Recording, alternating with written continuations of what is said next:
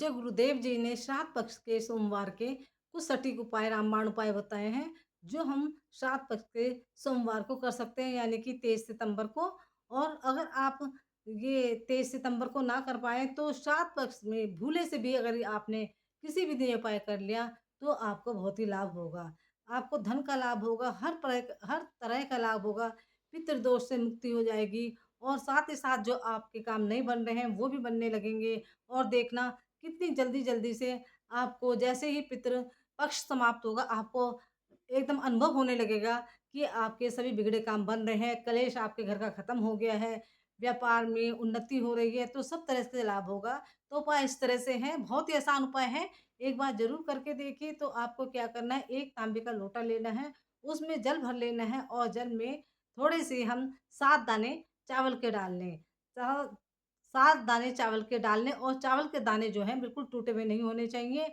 और अपने घर में जिस और एक जो भी 1 मुट्ठी, 2 मुट्ठी, 5 मुट्ठी जो भी रुद्राक्ष हो, वो उस लोटे में डाल दें और 7 चावल के दाने डाल दें और अपनी जो भी मनोकामना है वो कहें।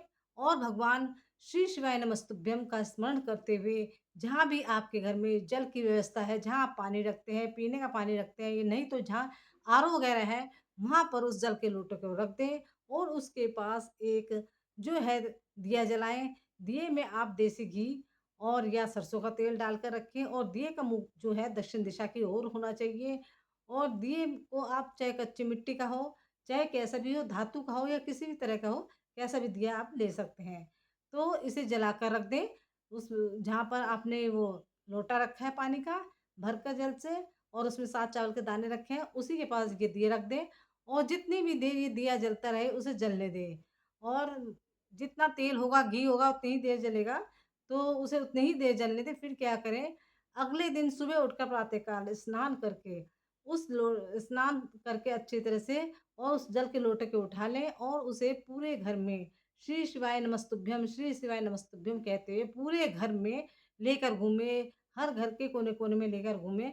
और फिर उसके बाद उस जल को लेकर हम भगवान भोलेनाथ के मंदिर में पहुँच जाएँ और शिवलिंग की तरफ, यानी कि शिवलिंग के पीछे उत्तर की तरफ हमारा मुँह होना चाहिए, वहाँ खड़े हो जाएँ और उस जल को हम पहले तो अपनी मनोकामना कहें भगवान भोले के नाथ के आगे और फिर श्री शिवाय नमस्तुभ्यम का स्मरण करते हुए उस जल को हम जो है शिवलिंग के ऊपर चढ़ा दें। और उसमें से थोड़ा-सा जल जो है, जब जो जलाधारी से निकलता है, थोड़ा-सा जल उसमें लोटे में ले लें और जो इसमें हमने वो डाला था रुद्राक्ष, वो भी हमें चढ़ाना है उसके ऊपर, जल सहित मतलब रुद्राक्ष सहित हमें जल चढ़ाना है शिवलिंग पर।